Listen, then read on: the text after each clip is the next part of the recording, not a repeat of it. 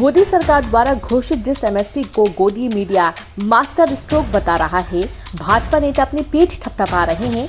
जिस एमएसपी को लेकर मोदी भक्त पूरे किसान आंदोलन पर सवाल खड़ा कर रहे हैं, असल में वह केवल प्रोपेगेंडा है। मोदी सरकार ने एक बार फिर सिद्ध कर दिया कि वह किसानों को लूटने में कॉरपोरेट के साथ खड़ी है। भाजपा जिस स्वामीनाथन कमेटी की रिपोर्ट को लागू करने का नाम लेकर सत्ता में आई थी, असल में वह जुमला है। गोदी मीडिया दिन भर इस प्रचार में मशगूल रहा कि यह एमएसपी में सबसे बड़ी बढ़त है, जबकि सच यह है कि गेहूं की कीमत 1975 रुपए से बढ़ाकर 2015 की गई है, जो कुल बढ़त का 2.03% है। C2 प्लस 50% का दावा करने वाली भाजपा ने एक बार फिर से A2 प्लस 50% पर ही एमएसपी घोषित किया है। खास बात यह है कि फसल की लागत का आंकलन खुद का है, न कि commission for agriculture cost and price का। इस विभाग का काम सरकार को फसलों की लागत का मूल्यांकन करके देना है। इसी के आधार पर एमएसपी घोषित की जाती है। साल 2022-23 के लिए फिलहाल CACP की कोई रिपोर्ट नहीं आई है। किसान नेता राकेश टिकैत की बात करें तो आज की एमएसपी किसानों के साथ सबसे बड़ा मजाक है। टिकैत के अनुसार कृषि मूल्य आयोग द्वारा पिछले साल गेहूं की पैदावार की लागत बताई गई 1459 थी।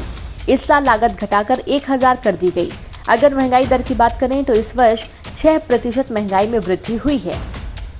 जिस तरह से पिछले वर्ष समर्थन मूल्य में इजाफा किया गया था, अगर उस फॉर्मूले को भी लागू किया जाए तो किसानों को 71 कम दिए गए हैं। तो सरकार एमएसपी को बड़ा कदम बता रही है, उसने किसानों की जेब को काटने का काम किया है। दूसरी कुछ फसलों में थोड़ी बहुत वृद्धि की गई है, लेकिन उन फसलों की खरीद न होने के कारण किसानों का माल बाजार में सस्ते मूल्य पर लूटा जाता है।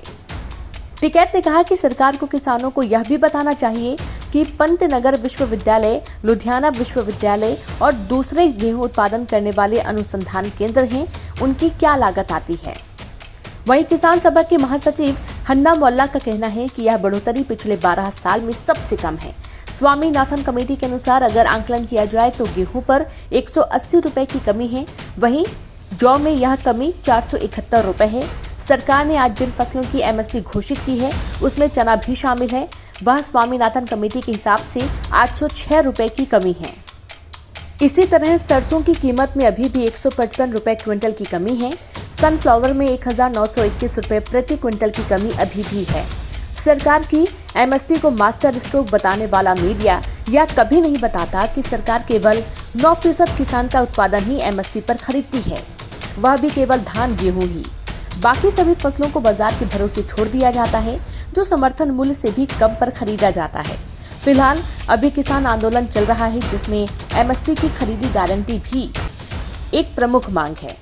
खुद भारतीय किसान संघ भी इस मांग को लेकर देशव्यापी आंदोलन करने जा रहा है।